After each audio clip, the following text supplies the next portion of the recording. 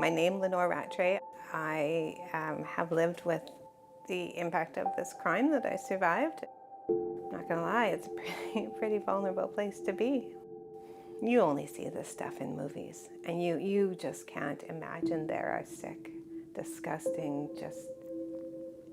In 1992, I think I moved here at the end of April, so fast forward July, early July, I quickly found a job just working as an assistant in a photo studio.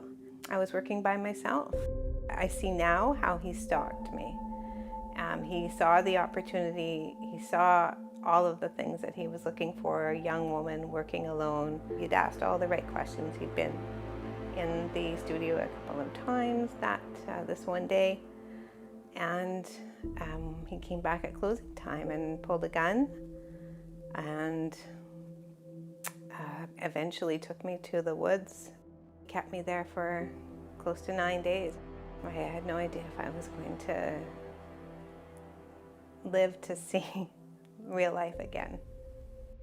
I wasn't a match for him and fought, I did fight him, but the way that I handled him in more of a conversational sense and that kind of thing is what kept me alive.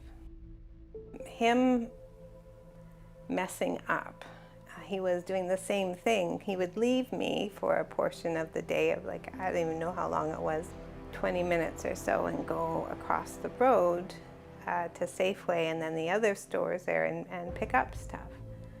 And I discovered after the fact that he was actually continuing his pattern of looking for young females working by themselves, and he did find another young lady working by herself. July 11th, he took her and forced her to drive her car to where we were camped, and for some reason brought me with them. I remember her looking at me, and just the fear in her eyes was, and I was just numb to it all.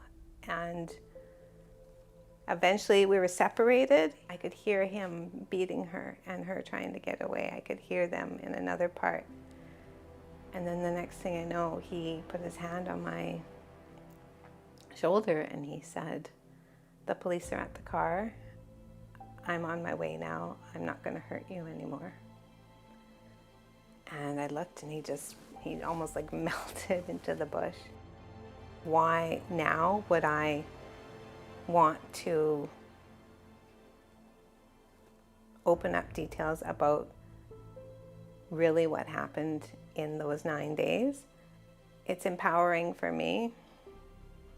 For the first time, we always look at true crime, often I'd say, look at true crime through the lens of the criminal, the perpetrator having this superhuman element about him. Usually it's a him. So me telling this story now about what about the superhuman that survived this and continues to 30 years later and raise a family and have a job and her network, her mom and her dad, this lives with them forever. By setting this story free, finally, now that I'm ready, I feel growth whenever I do.